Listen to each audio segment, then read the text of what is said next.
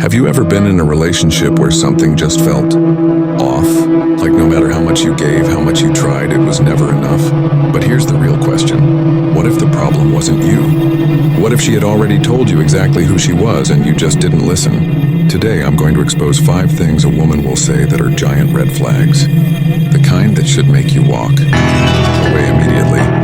If you ignore them, you're setting yourself up for emotional manipulation, heartbreak, and regret. But before we dive in, do yourself a favor. Hit that subscribe button, like this video, and watch until the end. Because by the time we're done, you'll see women and relationships completely differently. Alright, let's get into it. 1. I'm not like other girls. In the course of a brief chat, has anyone ever encountered a lady who boldly states, "I'm not like other girls"? Perhaps she comes in closer, flashes you her enigmatic smile, and says it in such a manner that you realize you've discovered someone extraordinary, one of a kind. Something within you begins to glow in that very instant. At last, you think, a lady who's not full of drama, who's not like my ex, who knows me in a way no other woman has before. But let me ask you something. How many times have you believed that before? How many times have you thought, this one is different, only to find months later that she was just like the rest, maybe even worse?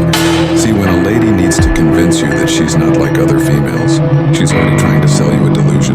A true high-value lady doesn't need to make that claim. Why? Because that is evident from her behavior. Consider this. Does a woman who is genuinely unique, kind, and loyal go about bragging about how amazing she is? No, doing so is unnecessary. It is shown by her conduct. Anytime a woman claims, "I'm not like other girls," she is engaging in psychological manipulation. She hopes that by making you think she's uncommon, you'll let your guard down. She hopes you would put your faith in her and her investments in her more quickly and ignore warning signs that you would normally see. And now we reach the risky part. The second she utters the words, "I'm not like other girls," you can't help but draw comparisons to your relationship history. Do you really believe this gal isn't as poisonous as your previous girlfriend? She's unique. You begin to make exceptions after you persuade yourself that she is unique. You begin to disregard red flags. As a result, you begin to rationalize actions that you previously would not have accepted. And then suddenly you find yourself ensnared. Now, I want to tell you something. Have you ever wished against hope that this time was different to the point where you disregarded your intuition?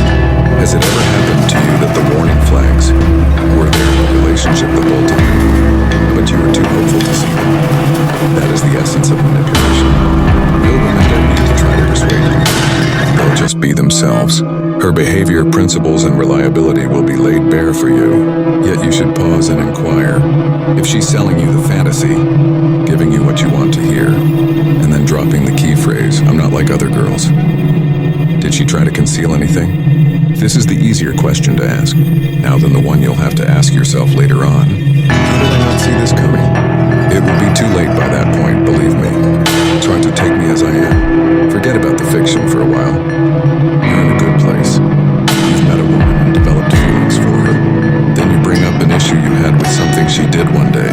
It may have been an insult she could have flaked on you, or she broke a line. She then uses the ultimate escape clause to avoid responsibility instead of owning up to it.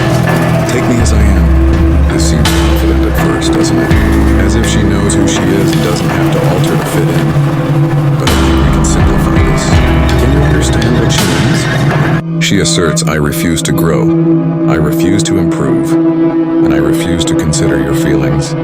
The catch is that if you stopped making an effort, if you were lazy, if you didn't strive, would she still accept you? No. Many women have expectations of males. Your ambition, strength, emotional stability, and financial security are qualities they anticipate from you, and that's just good. It's only natural for guys to want to excel. However, things become problematic as soon as you have expectations for her. Here we go again. Take me as I am. I have a question for you. When you were in a relationship, did she ever let you stay the same while she wanted you to always improve? When you tried to talk to someone, did they ever tell you, "That's just how I am"?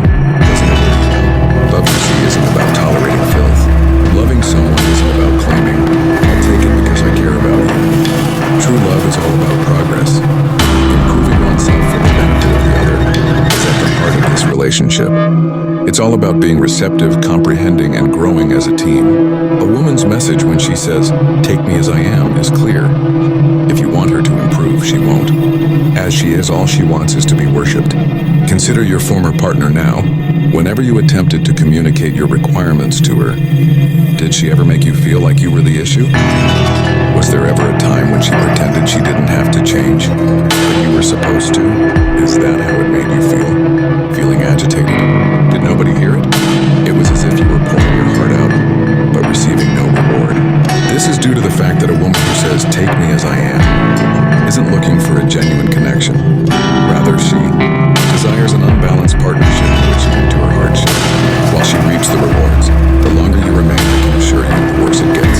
The more you put up with, the more demands she makes on you. In the blink of an eye, you go from not wanting to meet her halfway to leaning over backwards to make her happy. So I must inquire, would you rather be with someone who stagnates than one who grows? Are you willing to sacrifice a significant portion of your life for someone who refuses to accept you for who you are? Would you rather have a lady who views love as a two-way street, where each partner contributes equally? The solution is obvious to you. Just in case she ever says, "Take me as I am," you'll be prepared. Get out of here, or you're lucky to have me. Have you ever been in a relationship where the lady seemed to be really interested in helping you out? As if she were a fortunate charm you'd stumbled upon. Initially, it most likely felt great. Perhaps she possessed striking good looks, an air of self-assurance, and the ability to transform you into someone special. Most guys would kill to be with me, she would say nonchalantly. Or, "You're so lucky I even chose you." Instead of challenging her, you would believe her. However, I must inquire, who was in fact the fortunate one? Just because that innocent self-assurance transformed into something different as time went on. She shifted her approach from treating you with respect to treating you like you needed to prove yourself repeatedly. You went from being a relationship guide to competing on her reality show, where you had to earn her favor at all times. And that was the beginning, wasn't it? Consider how she would judge you in relation to other guys. She would boast about her plenty of choices, the number of suitors interested in her, and the fact that she could have anyone but chose you. It appeared to be a game at first. It seemed like a power move, though, very quickly. Suddenly it was you who was being pursued. The important question is if she ever made you feel fortunate to have you, or were you always attempting to show her that she should have spent her time with you? A woman who cares about you will never make you feel like you need to prove yourself before she loves you. This is something that many men fail to see until it's too late. She will never put you in a position of thinking she's being helpful just by being in your company. You may choose to love or not. Love is not a privilege. Two individuals who value and respect each other equally come to a mutual agreement. For a moment, let's focus on you. Consider the most recent breakup you've seen. The woman who made you feel inadequate. That woman who caused you to feel expendable. Someone who always seemed to find fault with you, no matter how hard you tried. Was she the type of lady who made you feel fortunate to be her partner, but who never reciprocated the sentiment? If that's the case, then I have news for you. She was never the prize. Why? Because a loving lady would never let you doubt your value. She won't be manipulative. She won't offer you options. She won't pretend to be a goddess who is bestowing her presence on you. She has a way of making others feel valued, appreciated, and wanted. But if she declines, then you should not consider yourself fortunate to have her.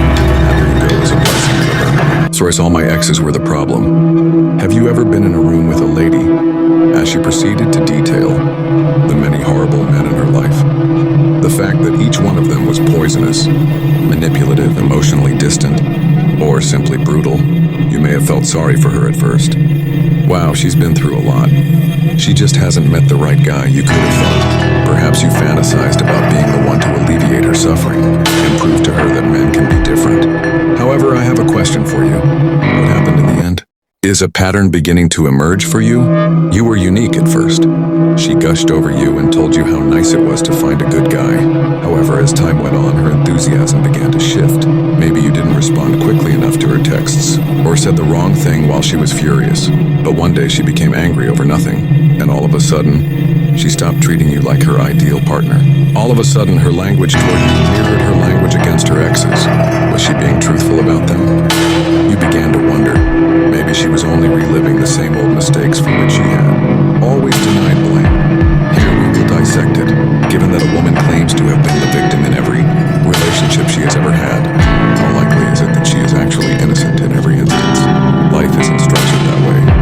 Relationships aren't easy, and it's possible to date the wrong type of person occasionally.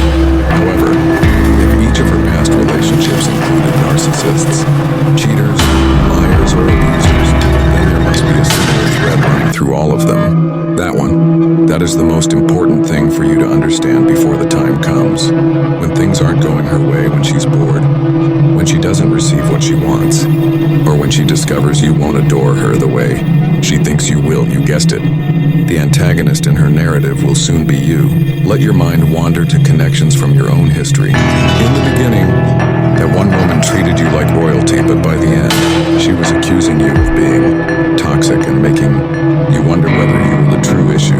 That hurt is still with you, isn't it? The perplexion of trying to figure out where you went wrong.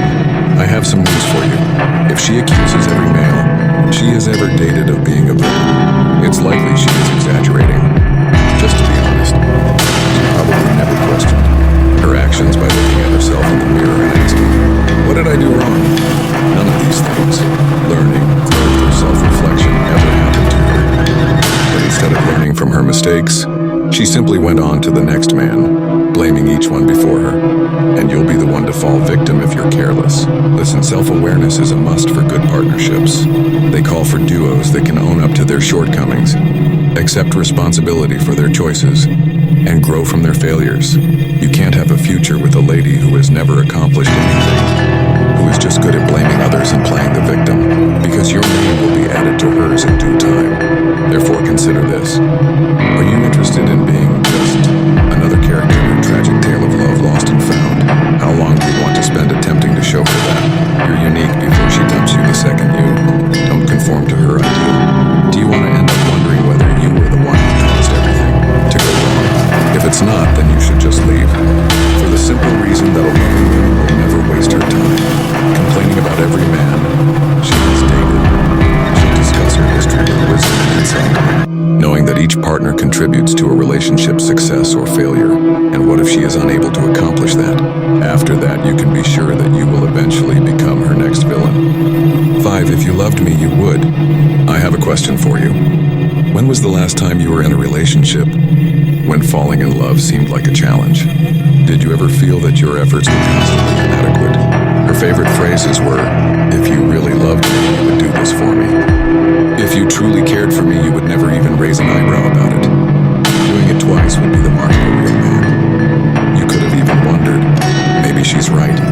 When you first heard her, perhaps love is all about standing out.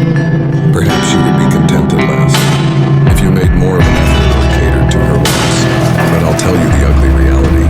No such day ever arrives, because there is always another demand, ready to be met the second you give in to the first. A single failure becomes two.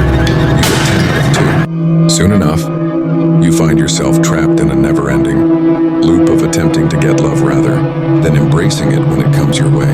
Give me the lowdown. Is that how love actually works? Recall the first time you experienced a serious breakup.